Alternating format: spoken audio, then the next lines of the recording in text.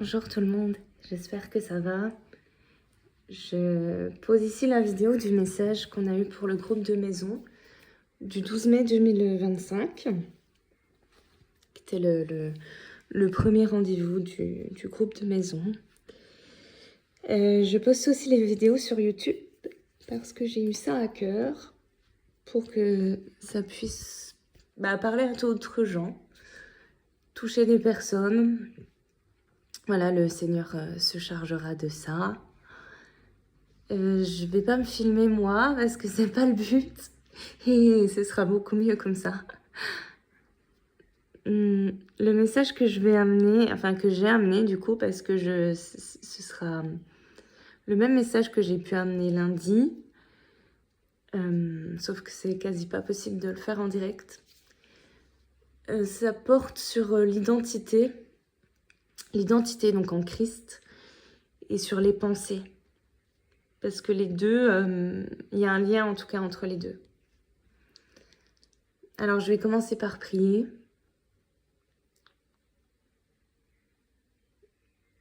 Père, merci pour le message, Seigneur, que toi tu déposes, que tu as déposé dans mon cœur, que tu permets que je relâche au travers de ton esprit. Merci de continuer à m'inspirer.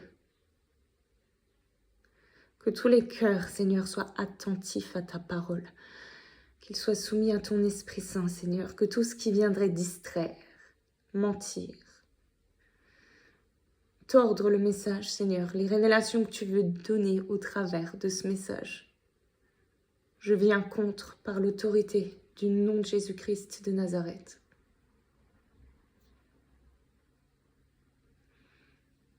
Et merci, Père, de parler et de nous rendre attentifs à ce que tu veux dire à travers de ce message-là. À chacun, pour les situations de chacun, de révéler ta parole personnelle pour chacun, pour ta gloire, Père, pour l'avancée de ce que tu veux faire dans les vies et par ton esprit, au nom de Jésus. Alors, comme j'ai dit, le message porte sur l'identité et sur aussi les pensées. J'ai redéfini l'identité en allant voir la définition justement sur le dictionnaire. Et l'identité, elle est définie comme le caractère de deux choses identiques. Comme le caractère de ce qui est un, de ce qui forme une unité. L'identité, c'est le rapport que présentent entre eux des personnes ou des choses qui ont une similitude parfaite. Et bien sûr, l'identité, elle est liée à notre appartenance. Alors nous, en tant que chrétiens qui avons reçu le Saint-Esprit en nous, c'est Jésus qui définit qui nous sommes. Et quelle révélation a-t-on de notre identité en Christ ? Jésus s'est lui-même déjà premièrement identifié à nous, se faisant humain alors qu'il est Dieu. Il est venu sur la terre, il a vécu ce que nous avons vécu, et le but était de faire connaître Dieu. Il s'est identifié à nous et il nous a donné la possibilité par la foi en lui de recevoir son identité. Et le but de recevoir, d'avoir reçu son identité, si aujourd'hui vous avez fait cette rencontre avec le Saint-Esprit, le but c'était de ne faire qu'un avec Jésus, comme on l'a vu, que la définition de l'identité, c'est le caractère de ce qui est une unité. Et grandir dans notre identité, ça va être le but de ne faire qu'un avec Jésus, avec ses pensées.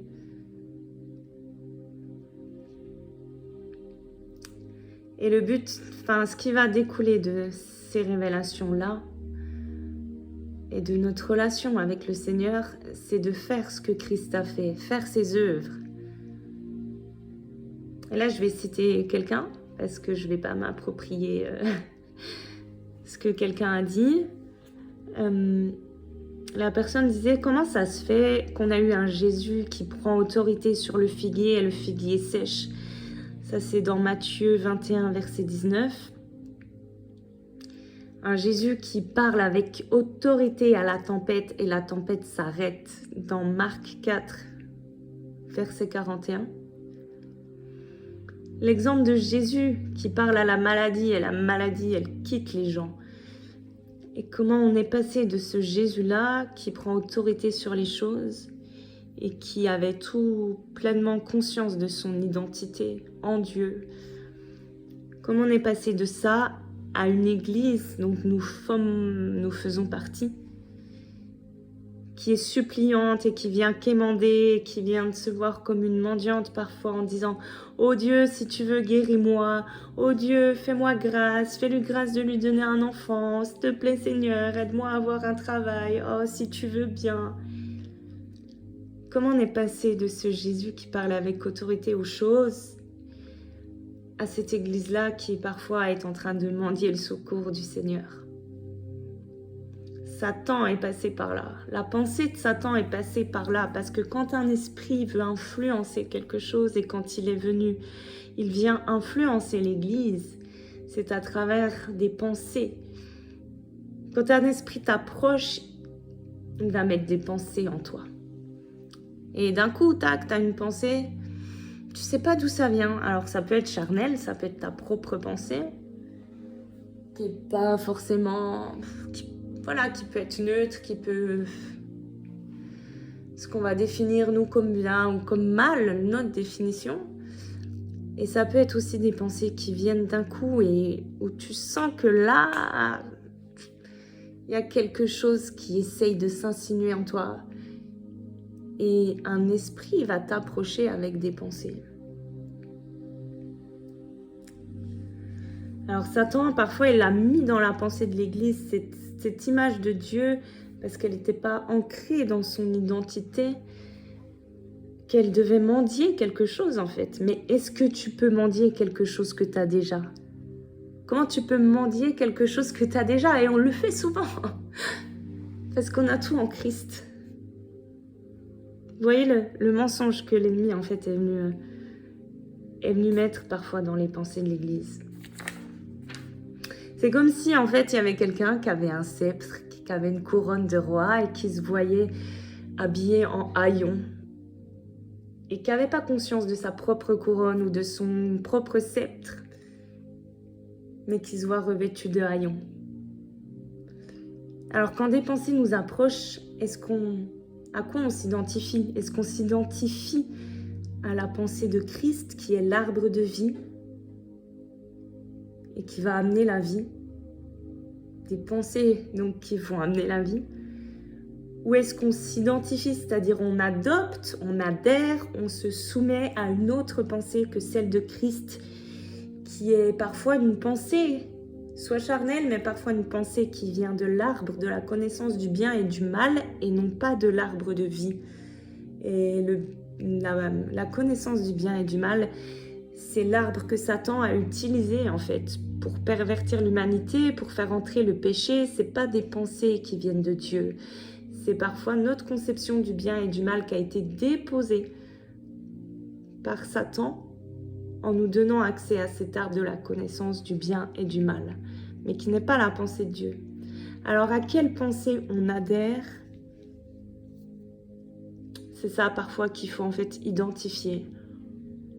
Parce que notre pensée, celle à laquelle on adhère, elle est soit le fruit d'une révélation, et le monde spirituel fonctionne par révélation, ou alors c'est une pensée qui vient d'un manque de connaissance de ce que Dieu dit. Je répète, la pensée à laquelle on adhère, elle est soit le fruit d'une révélation, soit le fruit d'un manque de connaissance de ce que Dieu dit, de ce que Dieu dit de nous, de ce que Dieu dit de notre situation. Et on a besoin de connaître sa pensée. Parce que le monde spirituel fonctionne aussi par la parole. Et vous savez, tout a été créé par la parole de Dieu. Et quand tu entends une parole à l'intérieur de toi, c'est-à-dire quand tu penses quelque chose, une pensée, c'est une parole à l'intérieur de ton cœur. Cette pensée, est-ce qu'elle vient de l'arbre de vie de Jésus ou de l'arbre de la connaissance du bien et du mal? Ou de ton propre raisonnement? Le Saint-Esprit il nous communique ses pensées déjà à l'intérieur, dans notre cœur et de diverses manières. Et j'ai eu cette phrase en tête aujourd'hui. C'était la conviction vient avant la vision. C'est-à-dire tu vas être convaincu dans ton cœur par l'esprit avant de voir les choses.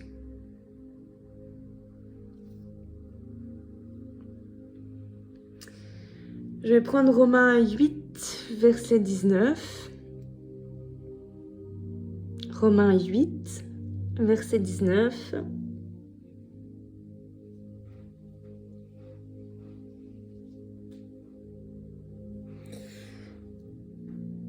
Qui dit « Aussi la création attend-elle avec un ardent désir la révélation des fils de Dieu. »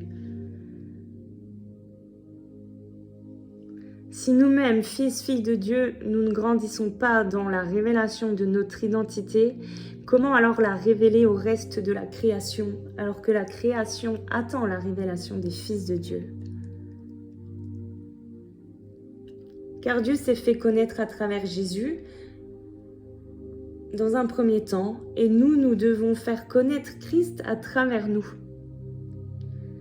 Et le diable, il fait croire aux gens qu'on est tous enfants de Dieu. Et si tu es là, tu connais pas le Seigneur, tu es un peu croyant, tu n'as pas eu d'expérience avec le Seigneur, ou alors tu es athée, tu es musulman, peu importe. Tu es agnostique. Le diable fait croire aux gens qu'on est tous enfants de Dieu. Il a d'autres mensonges aussi en réserve, mais il y a une subtilité dans ce mensonge. Parce que oui, au départ, avant le péché, avant de goûter à l'arbre de la connaissance du bien et du mal auquel on s'est soumis, qui sont des pensées qui ne viennent pas dans la pensée que Dieu voulait nous révéler. Au départ, avant le péché, on était tous enfants de Dieu. Le péché a mis une distance ensuite entre Dieu et nous. Lorsqu'on a adhéré à la pensée de Satan en goûtant à l'arbre de la connaissance du bien et du mal, qui est une connaissance, comme je disais, qu'un autre esprit, que le Saint-Esprit, que l'Esprit de Dieu, eh bien alors on a changé de maître. Et on s'est soumis à la pensée de Satan. Et nous avons changé d'identité, changé de maître. Il y a un problème avec le péché, et le péché, c'est manquer le but.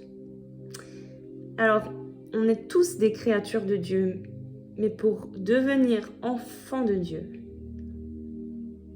il faut recevoir la parole. La parole, c'est Jésus. La parole, c'est une personne.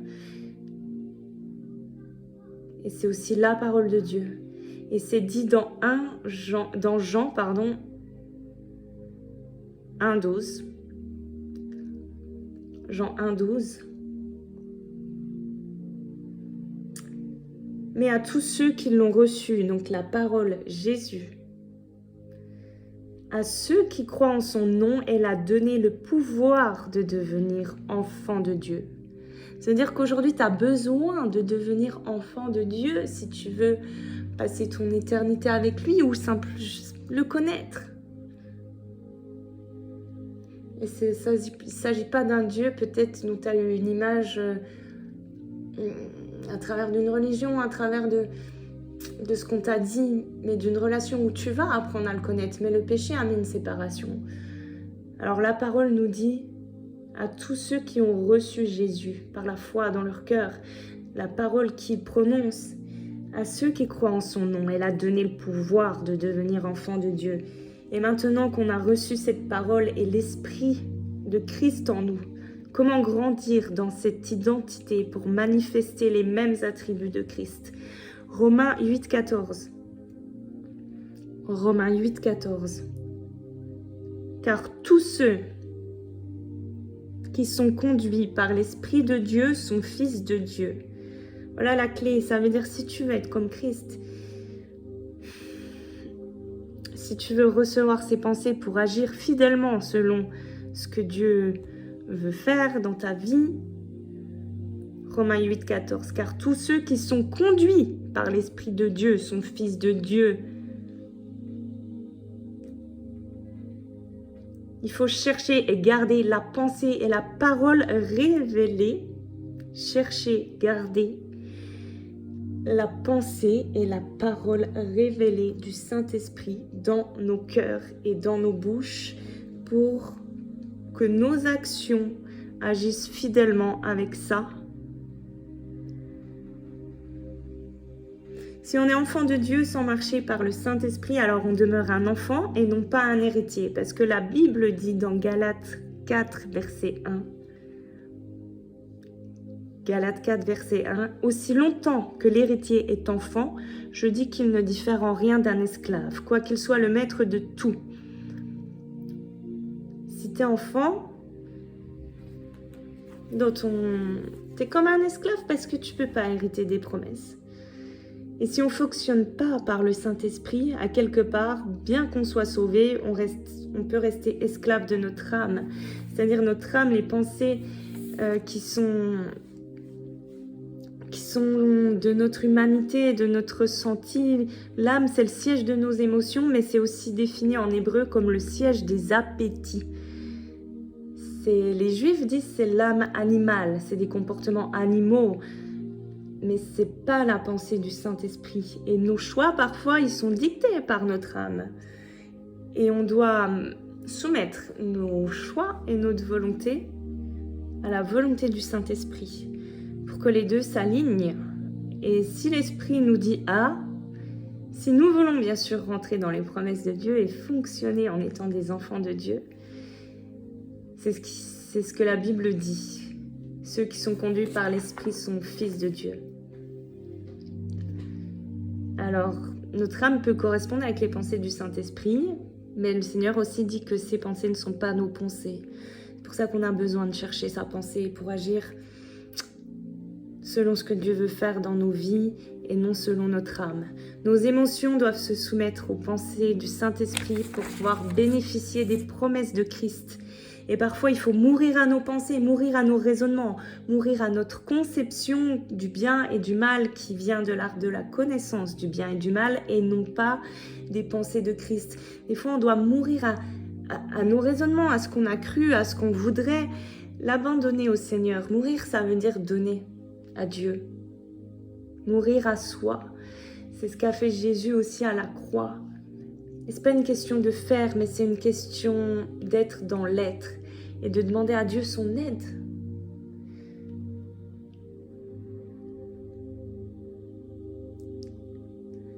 Tu peux te voir revêtu de haillons, comme je disais tout à l'heure, revêtu des haillons de tristesse, revêtu de haillons de culpabilité, des haillons du péché, des haillons de la peur.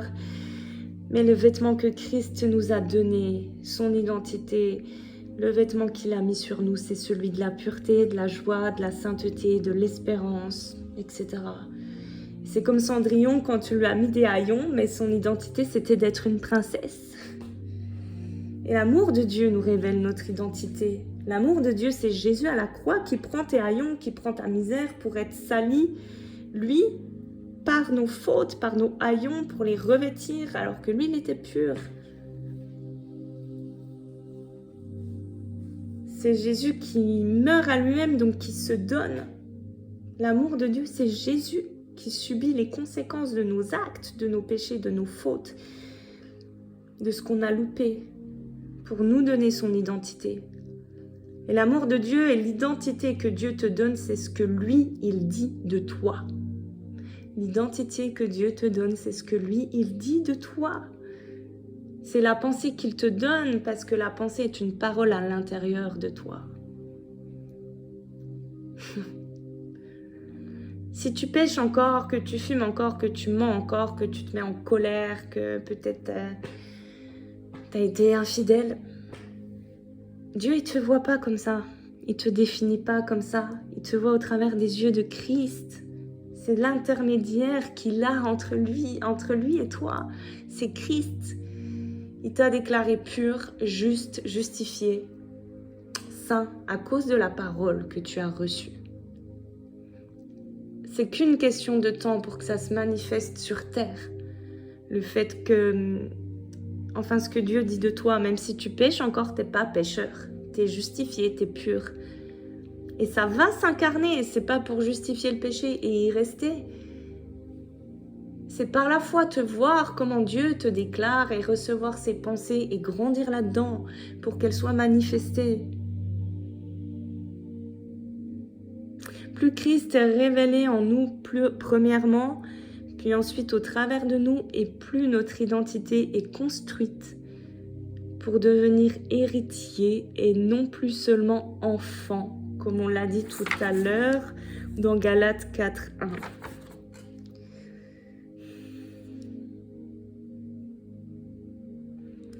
Jésus est mort à la croix.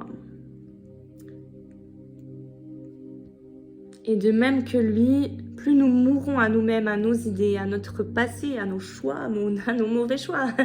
Je viens d'en faire encore des mauvais choix et si j'avais su certaines choses à l'avance... Oh Seigneur, je me dis, mais c'est pas possible, mais c'est pas possible. Et Dieu fait grâce et restaure. Bref. Mais quand on meurt à nous-mêmes, il y a quelque chose qui se passe. Regarde, quand Adam a été plongé dans un profond sommeil, Dieu a plongé Adam dans un profond sommeil. Le sommeil, dans le langage prophétique, dans le langage spirituel, ça correspond aussi à une forme de mort. Ok, comme quand Lazare, il était mort, Jésus a dit il dort. Et le sommeil, c'est une forme de mort dans le langage spirituel. Adam a été plongé dans un profond sommeil, c'est-à-dire dans une mort quelque part à lui-même, comme nous devons mourir à nous-mêmes, à nos raisonnements, parce que Adam était en train de faire quelque chose et de nommer les animaux sans voir son vis-à-vis et sa pensée n'aurait pas pu concevoir une femme. Il est mort à ses pensées, il a été plongé dans un profond sommeil par Dieu et à ce moment-là, pas avant, Dieu a tiré de sa côte à Adam, il a tiré Ève qui est sa femme.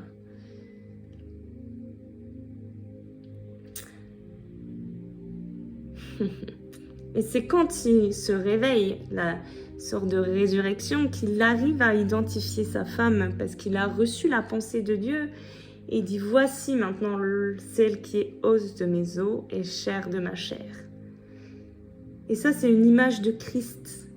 Adam, c'est une image de Christ qui, lui aussi, Christ a appelé le deuxième Adam d'ailleurs. Christ qui est mort pour extraire de sa chair son épouse qui est l'Église. L'épouse de Christ, c'est l'Église.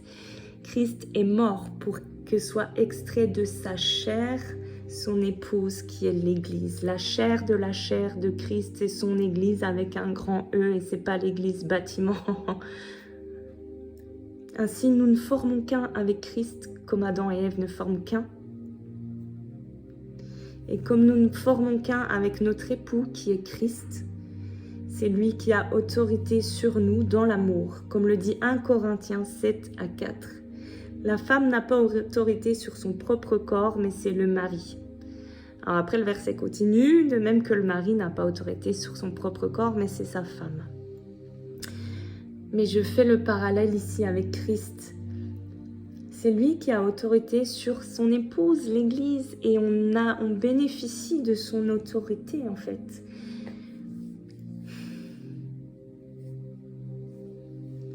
L'Église n'a pas autorité sur elle-même, mais elle bénéficie dans son identité, parce qu'elle est l'épouse de Christ, elle bénéficie de l'autorité de Christ, dans laquelle bien sûr nous devons grandir au contact de Jésus, dans notre relation avec Jésus, dans notre intimité avec Jésus, pour avancer dans notre identité et dans notre autorité. Alors à ce moment-là, je ne quémande plus à Dieu quelque chose, mais par l'autorité que Christ, mon époux, met en moi, je prends autorité sur la maladie et j'épouse la parole de mon époux.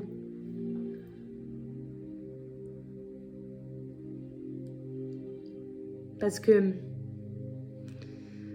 Quand on aime, on reçoit, on se soumet et on garde ce que la personne nous donne. Et on a besoin de connaître ce que Dieu dit pour nos situations. Parce que ce que notre bouche confesse, c'est ce que tu deviens. Tu peux confesser des choses que Dieu t'a pas mis dans la bouche. Mais le but, c'est de confesser ce que Dieu a mis dans ton cœur et dans ta bouche pour que cela s'accomplisse, pour que ce soit sa volonté qui s'accomplisse. Parce que notre propre volonté, c'est pas la meilleure.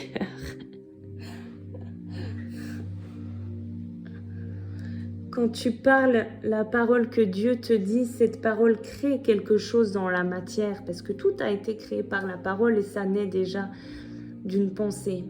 Et il y a comme un processus.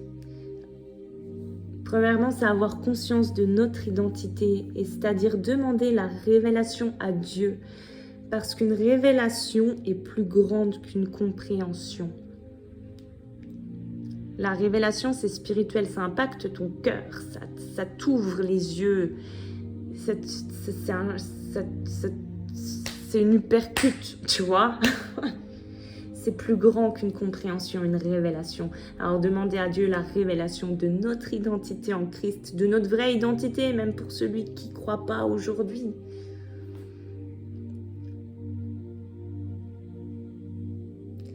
Deux, il y a une mort à soi. Comme Adam s'est endormi, une forme de mort spirituelle, comme je le disais, pour recevoir la pensée de Dieu que Ève, c'est sa femme. Troisièmement, adopter la pensée de Dieu, parce que quand Adam a eu cette révélation, ça a créé. Quand tu adoptes la pensée de Dieu, que tu la proclames, il y a la création qui naît de ça.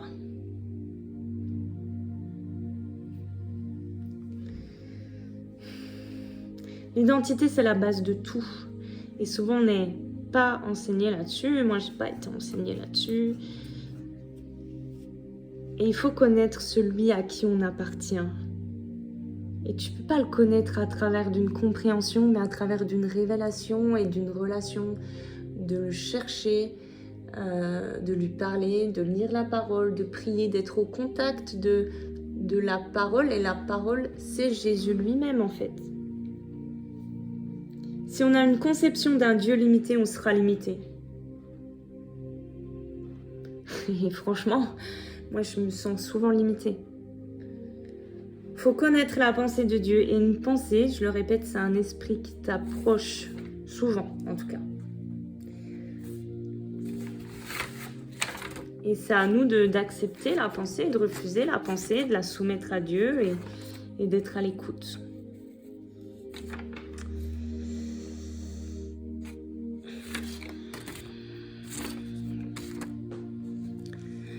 Jésus dira, j'ai plus la référence dans la Bible, Jésus dira, le diable n'a rien de lui en moi. Donc si on revient à la définition de l'identité que j'ai donnée, l'identité, j'avais dit, c'est le caractère de deux choses identiques.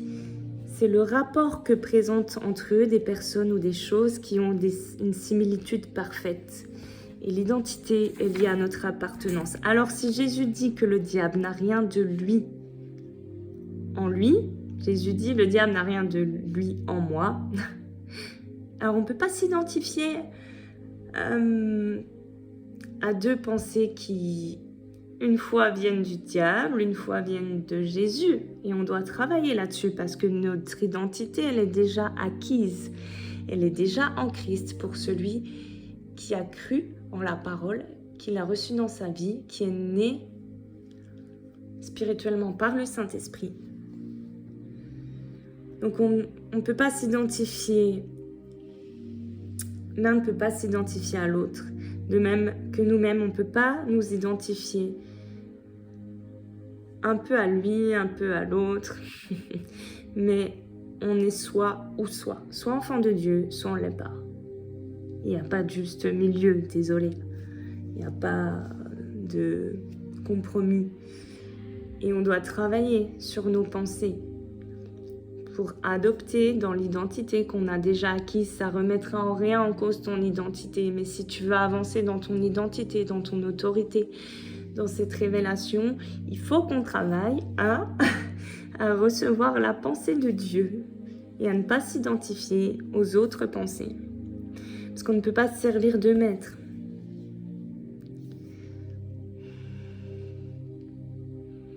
Alors recherchons à obéir à sa pensée, à s'y soumettre. Après, il y a aussi une part de foi, bien sûr. Des fois, on n'a pas toute la révélation. Tout oui, non, c'est blanc, c'est noir. Dieu nous guide pas comme ça. Moi, j'aimerais bien. En ce moment, j'aimerais bien qu'il me dise c'est blanc ou noir. Mais la conviction, et pas la conviction seulement qu'on peut avoir des fois qui est très humaine, très charnelle, mais la conviction de l'esprit et surtout l'esprit agit avec la parole. Et des fois, tu as une conviction, mais tu vois que dans les circonstances ou dans le caractère, ça reflète pas Christ, ça reflète pas la parole, ou il manque quelque chose, ou c'est à peu près. Ça a peut-être besoin de grandir, ou peut-être que c'est pas ça. Il faut qu'on, par la méditation de la Bible, la prière, l'écoute du Saint-Esprit, etc., il faut qu'on repasse. Il faut déjà qu'on discerne la pensée de Dieu, qu'on la reçoive et qu'on la repasse dans notre cœur pour la mâcher, la mastiquer, la garder dans le cœur. C'est le premier combat spirituel. Et pour ensuite la parler, cette parole-là. Des fois, on prie, on est là, Seigneur, t'as vu la situation de un tel, alors voilà, fais ci, fais comme ça, je pense que... Mais non, en fait, c'est pas ce que nous, on pense qui est important ou qui va produire l'effet, c'est ce que Dieu, il pense.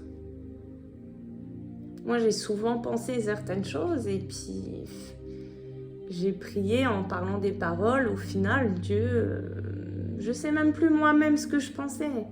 Seigneur, dis-moi ce que tu penses, montre-moi, éclaire-moi.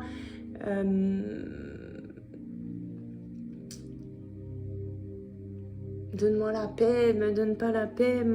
Bref, c'est la parole que Dieu nous dit à travers de ses pensées, à travers d'un rêve, d'un songe, d'une personne qui te parle, d'un enseignement, de la Bible, d'une parole prophétique. Alors des fois, il faut éprouver ça, bien sûr. Mais c'est à cette parole-là, en tout cas, qu'il faut adhérer, celle que Dieu nous donne. Et ainsi, on pourra hériter des promesses.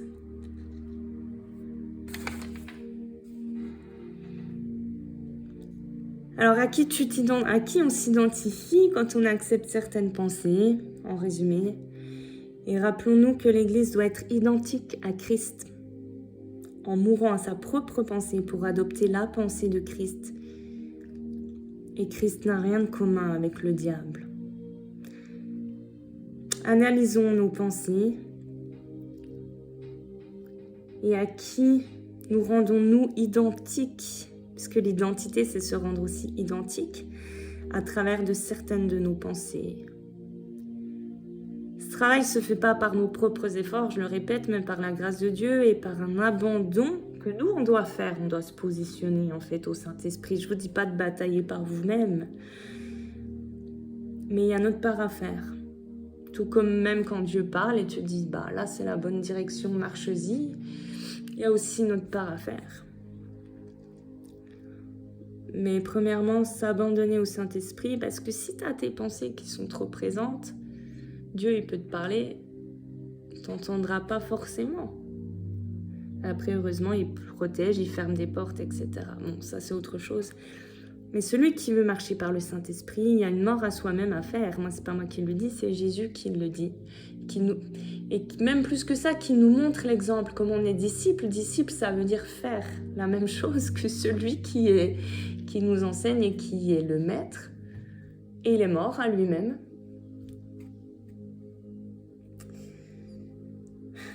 Quand tu grandis dans la compréhension de ton identité, quand tu connais celui qui te la donne, son pouvoir, son autorité, on peut connaître qu'en partie, mais en tout cas, il faut aspirer à ça, je le crois, pour celui qui veut grandir là-dedans.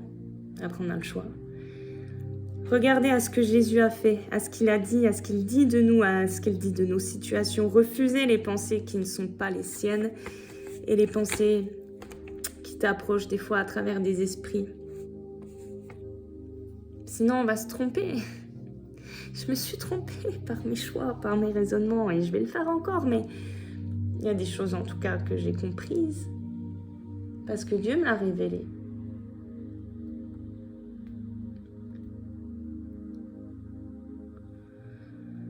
Et quand on dit de toi que t'es pécheur, que t'es célibataire, que t'es infidèle, que t'es pas sérieux, que t'es alcoolique, que t'es pas beau, je sais pas quoi, même toi tu le dis à toi-même, c'est pas les autres le problème, c'est ce qu'on se dit en nous-mêmes. Christ ne dit pas ça de toi, alors tu dois connaître celui qui définit qui tu es, et ça c'est déjà acquis.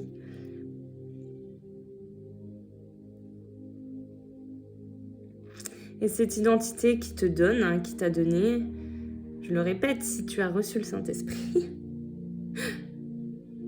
et que tu as eu quelque chose de plus avec Jésus, impacté, que tu as été impacté, touché par Jésus, et ça, quand on l'est, on le sait, c'est pas une question de religion, et ben, ton identité qu'il t'a donnée gratuitement, c'est pas celle à travers de ce qu'on va faire, elle n'est pas acquise à travers de ce qu'on fait ou de ce qu'on fait pas. Elle est comme lui, il est. Et elle ne change pas à travers des circonstances. Alors veillons sur nos pensées. Essayons de ne faire qu'un. On fait déjà un avec Dieu au travers de Christ. Mais de ça doit en découler des œuvres, et non pas des œuvres qui doivent être faites pour se justifier ou justifier notre identité.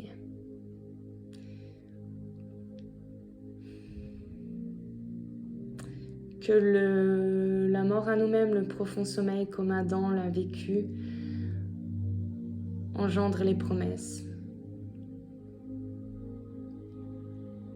Et c'est le plus dur.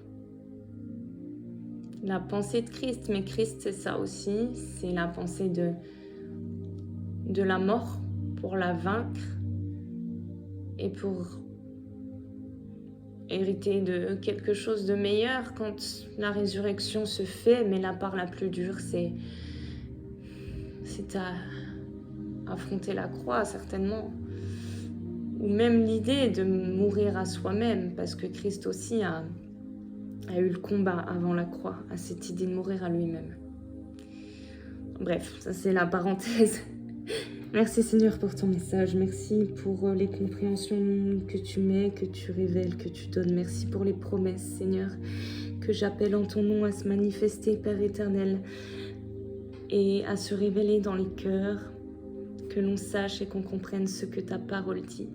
Et si quelqu'un aujourd'hui n'a pas expérimenté réellement une connaissance de la personne de Jésus, je prie, Père éternel, que ton esprit le conduise et l'attire comme tu le fais déjà à toi. Et que cette personne puisse se positionner dans son cœur pour dire « Ok, je veux te connaître et j'aspire à avoir une identité qui est éternelle dans un Dieu qui est amour, qui s'est donné à la croix. Révèle-toi à moi. » Voilà, que ces personnes puissent faire cette prière. Merci et je vous dis à bientôt. Shalom.